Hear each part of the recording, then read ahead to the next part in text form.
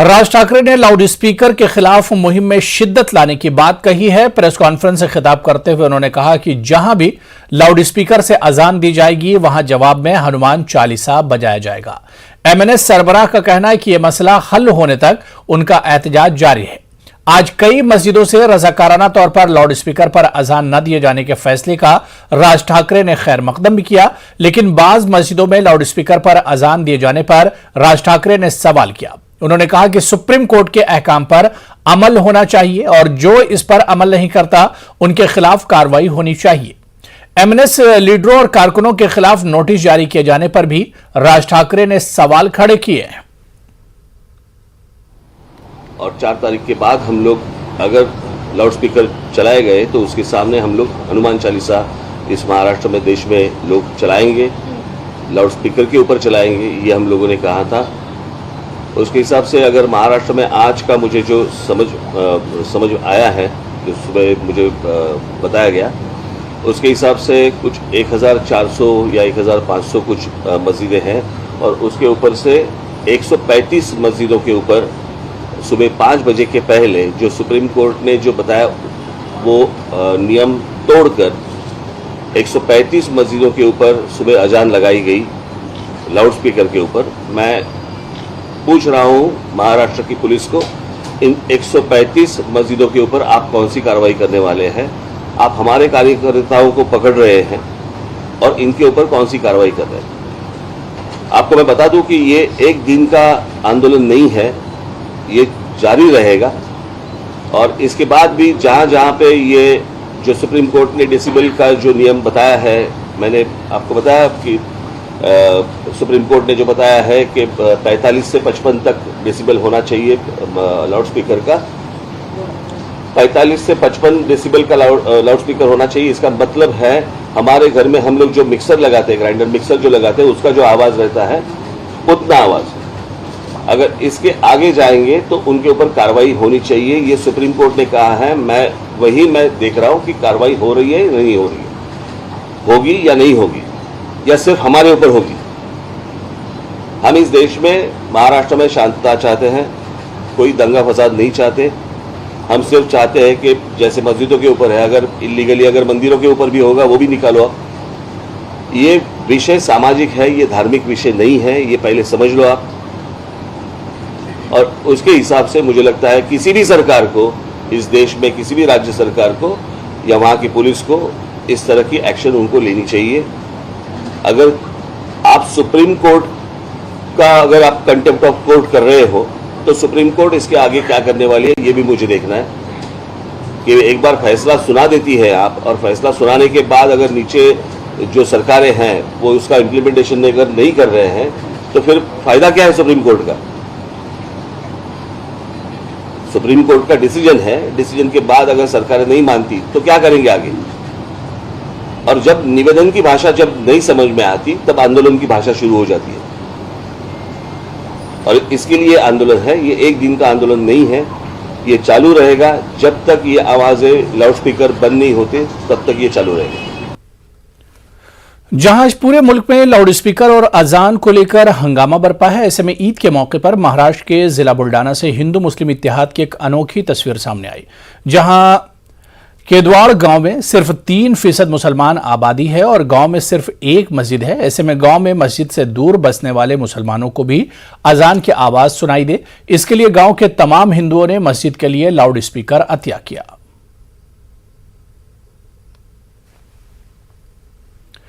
गाजियाबाद के मोदीनगर में गनीदेवी कॉलेज की कुछ तालिबात ने उस वक्त हंगामा किया जब उनके मसाइल पर प्रिंसिपल ने मुबैना तौर पर बात करने से इनकार कर दिया। प्रिंसिपल बाहिजाब तालिबात को देखकर नाराज हो गई और इनसे दफ्तर से बाहर निकलने को कहा।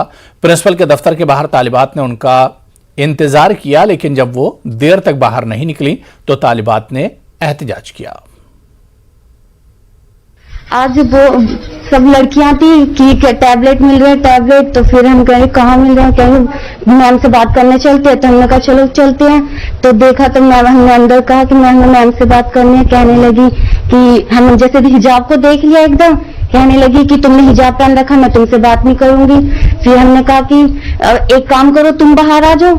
हम अंदर नहीं जा रहे तो तुम बाहर आ जाओ, तुम हमारे जो भी प्रॉब्लम है हमारे सुन लो। कहने लगे नहीं, हिजाब उतार कर जब ही अंदर आओ। फिर हम कितनी देर तक बाहर खड़े रहे कि बाहर आ जाए। ऐसी बात थी कि कुछ लड़कियों के कुछ मसले थे जो प्रिंसिपल मैम से बात करके ही सॉल्व किए जा सकते थे। हिजाब की वजह से प्रिंसिपल मैम ने हमारी बात सुनने को मना कर दिया, हमें ऑफिस से बाहर निकाल दिया। बस बेटी का फोन आया था, बेटी का हम कॉलेज में गए थे, उन्होंने कहा मुझे विदाउट ड्रेस है, मुझे बाहर कर दिया। फिर और जो ड्रेस वाले बच्चे गए उन्होंने कहा ये हिजाब वाली ना बाहर करो, यही बात हुई थी बस। फिर बाकी काफी टाइम बाद फिर फोन आया, मैंने क्या हुआ अभी, मुझे बस हमने रोड पे जाम लगाया। फिर पुलिस प्रशासन आया, वो लेकर के अंदर गए। फिर पुलिस प्रशासन ने बात की है और 4 दिन बाद जो भी कुछ हो 4 दिन बाद बात होंगी इसकी बस। आज टैबलेट वितरण हो रहा था जी। हमारे करीब 69 बच्चों को टैबलेट बटने थे, 55 बच्चे ले जा चुके हैं टैबलेट। उसी में छात्राएं जो है उस समय भी छात्राएं बहुत सारी यूनिफॉर्म में नहीं आई थी, तो हमारे कहने को यूनिफॉर्म में बच्चों को नोट करेंगे, तो उसी पर बच्चों ने रहा उनका वीडियो वायरल हो रहा है। बाहर जाकर वो क्या कर रहे हैं, उनका क्या वर्जन है। और छात्राएं जो है वो यहाँ पर सिर्फ उनको यूनिफॉर्म में लाना उनका हमारा मेन दायित्व था कि छात्र यूनिफॉर्म। उत्तर प्रदेश के ललितपुर में नाबालिग के आबरूरेजी के मामले पर कांग्रेस लीडर प्रियंका गांधी ने योगी हुकूमत पर निशाना साधा है। प्रियंका गांधी ने ट्वीट किया है कि बुलडोजर के शोर में मामले को छुपाया जा रहा है। उन्होंने ट्वीट में लिखा कि अगर थाने में खवातीन के लिए महफूज नहीं है तो शिकायत लेकर खवातीन कहां जाएंगी। ख्याल रहे कि आबरूरेजी की मुतासरा ने थाने के एसएचओ पर ज्यादती का इल्जाम लगाया है। मुतासरा शिकायत करने थाने गई थी। इस मामले में 6 अफराद के खिलाफ मुकदमा दर्ज किया गया है।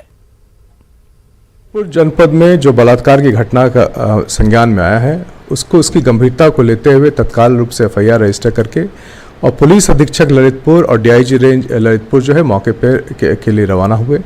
दोनों ने घटनास्थल का तत्काल रूप से निरीक्षण किया और फॉरेंसिक टीम के साथ निरीक्षण किया। उसके बाद जो वहां से तथ्य निकल के आए उसके आधार पर विवेचना करके और अभी तक से 4 लोग नामजद की गिरफ्तारी कर ली गई है। बाकी लोग जो नामजद हैं उनकी गिरफ्तारी के लिए प्रयासरत हैं। इसके साथ वहां के जो थाना प्रभारी थे, थाना प्रभारी की संलिप्तता को देखते हुए उनके खिलाफ उनको सस्पेंड करके उनके खिलाफ विभागीय कार्रवाई प्रचलित है। समस्त थाना में तैनात जितने पुलिसकर्मी थे उन्हीं सभी को लाइन हाजिर कर दिया गया है ताकि वो किसी भी तरह से जांच को प्रभावित नहीं कर सके। इसके साथ नए लोगों की तैनाती की गई है और लगभग 7 टीमें लगातार डीआईजी रेंज झांसी के निर्देशन में घटनाक्रम के सफल अनावरण के लिए प्रयासरत है, जो बहुत जल्दी इसका अनावरण करके और सारे तथ्य सामने लेकर आएंगे।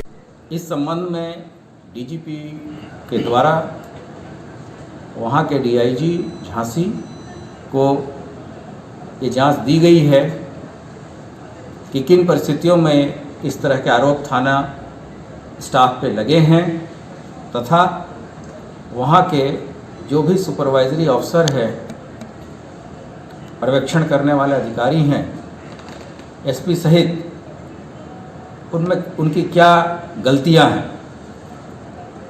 इसके अतिरिक्त एडीजी जोन के द्वारा पूरे थाने के स्टाफ को लाइन हाजिर किया गया है। इसमें जो भी व्यक्ति दोषी है उसके विरुद्ध कार्रवाई की जाएगी। 3 अभियुक्तों की गिरफ्तारी की जा चुकी है तथा कोई भी अभियुक्त इसमें बख्शा नहीं जाएगा। अमरावती हल्के की रुकने पार्लिमान नवनीत राणा और एमएलए रवि राणा को सेशन कोर्ट ने मशरूत जमानत दे दी है। साथ ही अदालत ने केस के सिलसिले में मीडिया से बात न करने की हिदायत दी है और तंबीह की है कि दोबारा इस तरह का जुर्म सरजद नहीं होना चाहिए। अदालत ने कहा कि सबूतों के साथ छेड़छाड़ न किया जाए। वाज़ेह है कि नवनीत राणा और रवि राणा ने अमरावती से मुंबई आकर मातोश्री बंगले पर हनुमान चालीसा पढ़ने का चैलेंज दिया था। बेल एप्लीकेशन नवनीत कौर राणा और उनके हस्बैंड रवि राणा की कोर्ट ने अलाउ कर दी है। कुछ कंडीशंस उन्होंने इम्पोज किए हैं कि आप इन्वेस्टिगेशन और इंटरोगेशन के अंदर कोऑपरेट करोगे। पुलिस को भी डायरेक्शन है कि 24 घंटे के आगे उनको नोटिस इश्यू करनी है, या तो पर्सनली या तो उनके मोबाइल के ऊपर, और कंडीशन के हिसाब से उनको अटेंड करना होगा, कोऑपरेट करना होगा इन्वेस्टिगेशन के लिए। और दूसरा डायरेक्शन है कि no hampering, no tampering of evidence. और दूसरी मोस्ट इंपॉर्टेंट कंडीशन जो उन पर भी इम्पोज है और आप लोगों से भी रिक्वेस्ट है कि आप लोग भी फॉलो करना, कि इस केस के सिलसिले में नाइदर ऑफ द एक्यूज्ड उनको किसी किस्म का प्रेस का, मीडिया का, इलेक्ट्रॉनिक प्रिंट मीडिया किसी किस्म का इंटरव्यू नहीं देना है। उम्मीद है आज शाम तक रिलीज हो जाएंगे। 2 बजे तक रिलीज अपने जो कोर्ट का ऑपरेटिव पार्ट है वो ऑपरेटिव पार्ट मिलने के ऊपर श्योरिटी की कंडीशन जो कैश डिपॉजिट की एप्लीकेशन है वो कंप्लाई करेंगे, तो उम्मीद है कि शाम तक बाहर आ जाना चाहिए। साउथ दिल्ली में तजावुजात के खिलाफ एमसीडी की निदामी कार्रवाई हुई है। पहला मरहला 13 मई तक चलेगा, जिसमें एमबी रोड के आसपास के इलाके कालिंदी कुंज, मेन रोड पर कालिंदी कुंज से Jamia Nagar police station, Srinivasi Puri private colony से Okhla railway station, Gandhi camp और शाहीन बाग जी ब्लॉक से जसोला समेत दीगर इलाकों में तजावुजात हटाए जाएंगे। इन निदामी कार्रवाई के बारे में जुनूब और जुनूब मशरकी दिल्ली के डीसीपीज को खत रवाना कर दिया गया है। ख्याल है कि गुज़िश्ता दिनों जसोला और सरिता विहार में चलाई जा रही इन निदामी कार्रवाई को माकूल पुलिस बंदोबस्त न होने के सबब रद्द कर दिया गया था। सेंट्रल जोन के अंदर इंक्रोचमेंट रिमूव की प्रोग्राम को आज गति देने का काम शुरू किया है और आज से हमने ये अपना जो प्रोग्राम है जिसको पहले फेज में आज करनी स्टेडियम रोड से शुरू करके इसको आगे सारे जोन के अंदर करना है और इसका आज पहला कदम है जिस काम को आज हम गति दे रहे हैं। हमने अनऑथराइज के ऊपर काम करना है, जिन्होंने रास्ते ब्लॉक कर लिए हैं, लोगों के सड़कें ब्लॉक कर ली हैं, लोगों का रहना जाना आना दुर्लभ कर दिया है। स्कूल की बस जा नहीं सकती, लोग अपने ऑफिसेज नहीं जा सकते, ऑफिसेज की गाड़ी वैन नहीं आ सकती। आज सबको क्लियर करने का प्रोग्राम है। शाहीन बाग हो, ओखला हो, खड्डा कॉलोनी हो, कोई जगह बख्शी नहीं जाएगी। इसमें कोई इफन बट की बात नहीं है। जो सड़क के ऊपर इंक्रोचर्स हैं, सड़क को घेर लिया है, रास्ते ब्लॉक कर दिए, सरकारी जमीन पर अवैध कब्जे कर लिए, बिल्डिंगें बना ली हैं, नेताओं की शय पर बना ली है, उस सब को साफ करना। इस वक्त हम संगम विहार में खड़े हुए हैं, जहां पर आज साउथ एमसीडी का बुलडोजर चल रहा है और आपको मैं तस्वीरों में दिखाना चाहूंगी कि ये वही जगह है जहां पर आज जहांगीरपुरी के बाद बुलडोजर चलेगा, क्योंकि जिस तरीके से अवैध अतिक्रमण के खिलाफ एमसीडी अपना अभियान चला रही है उसको देखते हुए बुलडोजर की कार्रवाई यहां पर होगी। और आप देख सकते हैं कि यहां पर ही जो लोग हैं उन्होंने अपनी जो लोग यहाँ थे उन्होंने अपना सामान भी हटाना शुरू कर दिया है। और इसके साथ ही जो स्टैंडिंग कमेटी के चेयरमैन हैं सेंट्रल जोन के राजपाल सिंह जी, उनका भी कहना है कि अवैध अतिक्रमण को हटाने के लिए किसी तरीके के नोटिस की जरूरत नहीं होती। हालांकि लोग यहां पर स्लिप लेकर जरूर पहुंचे हुए हैं और इसके बाद ही कई सारे इलाकों को चिन्हित किया गया है। 13 मई तक ये कार्रवाई होनी है और जिसके साथ जिस तरीके से अलग अलग जो जगहें हैं, चाहे वो बदरपुर हो या फिर शाहीन बाग हो, हर जगह पर अवैध अतिक्रमण हटाने के लिए बुलडोजर चलाया जाएगा। और देखें तो यहाँ पर बहुत सारे लोग हैं जो कि स्लिप लेकर खड़े हुए हैं, उनसे भी हम बात करते हैं कि उनका क्या कहना है। ये बताइए, ये स्लिप क्या है आप लेके आए? मैम दुकान के लिए दी गई थी। अगर हाँ दुकान मिली, कहीं दुकान आपकी तोड़ी नहीं जाएगी और आपको दुकान मिली जाएगी कहीं भी। अच्छा। अब आते ही तोड़ दी, हमेशा ये करते हैं। तो पहले से नहीं बताया गया था? नहीं मैम। लेकिन ये तो कह रहे हैं कि जो अवैध अतिक्रमण है उसको ही हटा रहे हैं हम। अवैध है तो मैम की पर्ची है, अभी क्यों तोड़ रहे हो? छोड़ो से मैम। तो आप लोगों के पास भी पर्ची है? ये हमारे साथ के भाई। तो ऐसे कितने लोग हैं जिनके पास ये स्लिप है? 8-9 जने हैं। हम 8 लोग हैं। हमारे स्लिप दी गई थी तो ये बोला गया था कि नहीं हटाया जाएगा। ऐसा दुकान नहीं तोड़ी जाएगी, आपको कहीं दुकान मिली जाएगी। अगर कोई आएगा हमसे दुकान नहीं तोड़ेगा। अच्छा, तो ये स्लिप आपको थोड़ा ऊपर करके दिखाइए कि कब लॉट हुई थी? ये अभी मैम कुछ दिन हो गए, 2-3 महीने पहले आई थी मेरे पास। हाँ, आप ये स्लिप आपने जब दिखाई तो नहीं आपकी बात सुनी जा रही है? देखा नहीं, यूँ छोड़ दिया, अभी मत दिखाओ। एमसीडी के कर्मचारी तो खुद ही इनसे पैसे लेके जाते हैं। एक एमसीडी का कर्मचारी ऐसा नहीं है जो इनसे पैसे लेके नहीं जाता। और अभी इन्होंने चेयरमैन साहब ने एक बात बोली कि बीजेपी गरीबों को रोटी देने का काम कर रही है। बीजेपी ने आज तक किसी को रोटी दी नहीं होगी, बल्कि हजारों लाखों लोगों की छीनी जरूर है। लेकिन कार्रवाई तो ये अवैध अतिक्रमण के खिलाफ हो रही है ना? अवैध इनको 15 साल से नहीं नजर आया। एकदम से अब इलेक्शन आ गए एमसीडी के, तो इनको ये चीज नजर आ रही है पब्लिसिटी के लिए, हाईलाइट होने के लिए। तो आपको लग रहा है कि ये गलत हो रहा है? बिल्कुल गलत हो रहा है। इनको एटलीस्ट इन्फॉर्म तो करना चाहिए। अगर मारना तो एक ही बार मार दो, इससे बढ़िया तो रो के क्या खाएंगे, क्या जिएंगे? इससे सहा चल रहा है, बच्चों को क्या खिलाएंगे? कोरोना काल से तो इतना सब कोई परेशान है। हम लोग रोड पे फुटपाथ पे अगर अपना जीवन गुजार रहे हैं 2 पैसे कमा करके, तो इसमें क्या गलत है? हम कोई यहाँ परमानेंट पर जो लोग हैं उनका कहना है कि ये इस तरीके की स्लिप जो है वो अलॉट की गई थी, लेकिन अब चूंकि कार्रवाई शुरू हो चुकी है, इस स्लिप को लेकर भी कोई सुनवाई यहाँ पर नहीं हो रही। और जिस तरीके से लोगों ने यहाँ पर जिस तरीके से दुकान चला रहे थे या किसी तरीके का जो अपना काम कर रहे थे, उनको अब यहाँ से हटा दिया गया। 8 से लेकर 10 जगहों पर ये कार्रवाई होनी है, तो अब देखना होगा कि एमसीडी का ये बुलडोजर दिल्ली के किस किस इलाकों में चलेगा। कैमरा पर्सन योगेंद्र के साथ रचना, न्यूज 18 दिल्ली। तो उधर सेंट्रल जोन के चेयरपर्सन राजपाल सिंह का कहना है कि जहां भी तजावुजात होंगे वहां कार्रवाई की जाएगी। हमारी नुमाइंदा रचना ने निंदामी कार्रवाई के हवाले से राजपाल सिंह से बातचीत की। जहांगीरपुरी में जिस तरीके से बुलडोजर की कार्रवाई हुई, उसके बाद अब साउथ एमसीडी ने भी बुलडोजर कार्रवाई की शुरुआत कर ली है। हमारे साथ बात करने के लिए मौजूद हैं साउथ एमसीडी के स्टैंडिंग कमेटी के चेयरमैन राजपाल सिंह जी। सर, आज से यहाँ शुरुआत हो रही है बुलडोजर की, कौन कौन सी जगहें हैं जो आपने चिन्हित की हैं? मैं Rajpal Singh, chairman central zone south Delhi municipal corporation का हूं और आज सेंट्रल जोन में इसकी शुरुआत की है हमने। और इसकी शुरुआत मैंने 8 पॉइंट आपको साथ शेयर किए हैं जिन पर हमने काम करना है, और जिसका आज पहला रोड मैप जो है ये करनी स्टेडियम रोड से हमने शुरुआत की है। और ये इसको हमने दिल्ली के साउथ दिल्ली म्युनिसिपल कॉरपोरेशन की परिधि में सेंट्रल जोन के और भी एरिया में को लोकेटेड किया हुआ है, लेकिन इसकी आज शुरुआत हमने यहाँ से कर दी है। सर, तो क्या लोगों को नोटिस दे दिया गया? क्योंकि जहांगीरपुरी में जिस तरीके की स्थिति देखने के लिए मिली थी और लोगों ने कहा था कि हमें कोई नोटिस या पहले से जानकारी नहीं थी। ऐसा है, इसके लिए किसी नोटिस की रिक्वायरमेंट नहीं है। किसी को सड़क कब्जा करने के लिए कोई इनविटेशन की जरूरत नहीं होती। ये तो उन लोगों को आइडेंटिफाई करके इमीडिएट रिमूव करना है और ऐसे लोग दोबारा से सड़कों पर ना आए, इसके लिए भी काम करना है। तो सर, शाहीन बाग में भी होगी, शाहीन बाग में भी चलेगा बुलडोजर?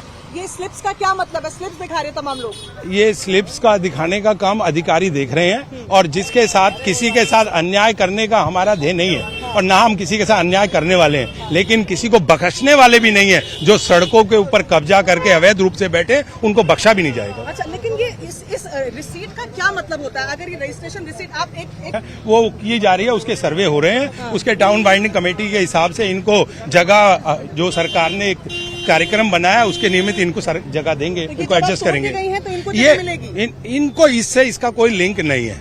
ये इनको देनी है। एक सरकार ने कोर्ट के साथ में एक सिस्टम ऑर्गेनाइज किया है टाउन बाइंडिंग कमेटी का, वो उसका काम है। टाउन बाइंडिंग कमेटी में जो जो लोकेशन पे इनके बिठाने की व्यवस्था होगी उसको हम करेंगे। गरीब आदमी को रोटी देने का हमारा ध्येय है और करेंगे। तो सर, शाहीन बाग में कब चलेगा बुलडोजर?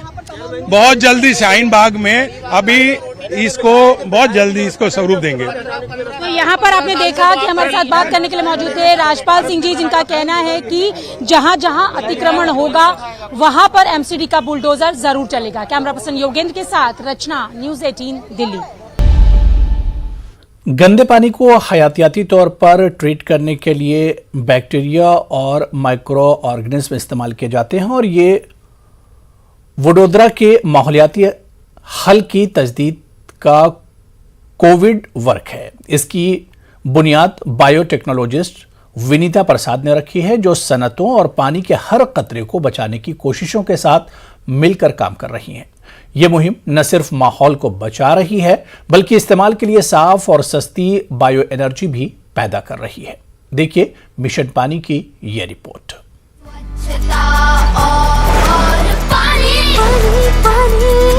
हमको बचानी है ये जिंदगानी। Hi, I am Dr. Vanita Prasad, an environment biotechnologist working on my passion of converting waste to resource for past 30 years. And I believe that nothing is waste, but it is just something at wrong place at wrong time. So we need a right place and a right way to manage these wastes, so as to take best out of it. We have developed an innovative and indigenous process of making robust anaerobic granulated sludge for treatment of waste and wastewater to recover energy, nutrient and 100% recovery of processed water.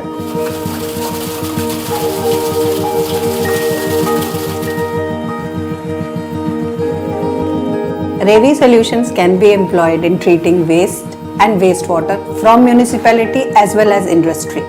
With our biotechnology approach, we will help provide clean water, sanitation, as well as affordable clean energy to communities that wants to become more climate smart. Our solution can be easily employed in treating waste from a number of sectors, including municipal waste, sewage, and waste from industries such as dairy, distillery, pulp and paper, slaughterhouse, sugar and food processing industries, etc.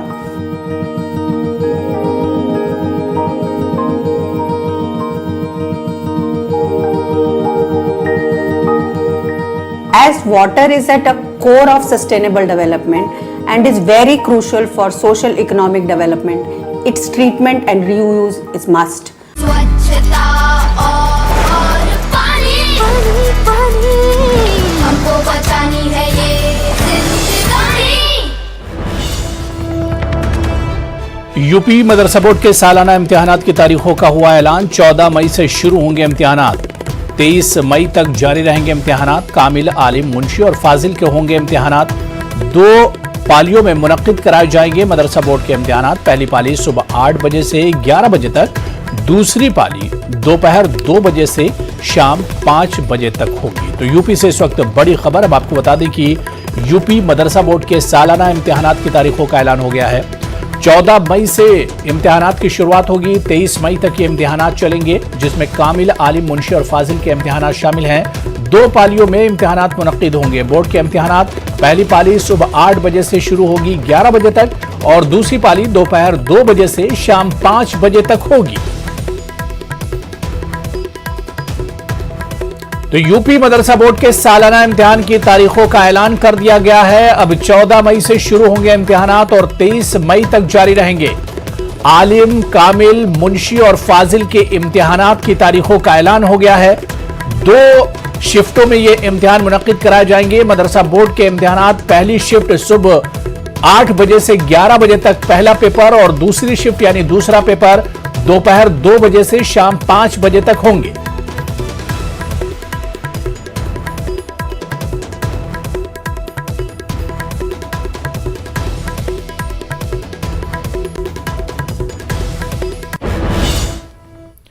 कई दिनों की शदीद गर्मी के बाद हैदराबाद के लोगों को आज सुबह राहत मिली। हैदराबाद समेत रियासत के कुछ हिस्सों में हल्की से औसत बारिश हुई, जिसकी वजह से दर्जा हरारत में गिरावट दर्ज की गई।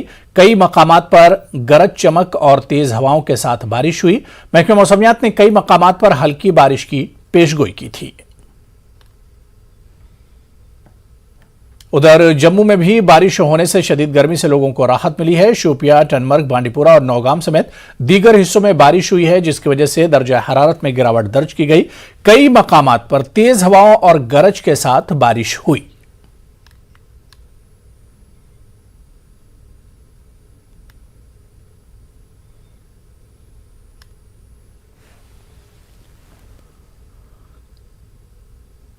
मुल्क में कोरोना के 3,205 नए मामलों की तस्दीक हुई है। वजारत सेहत के जरिए जारी करदा आदादोशुमार के मुताबिक पिछले 24 घंटों में 2,802 अफराद शिफायाब हुए, जबकि इसी अरसे में 31 मरीजों की मौत हुई है। आदादोशुमार के मुताबिक मुल्क में कोरोना के एक्टिव मामले तकरीबन 20,000 हैं।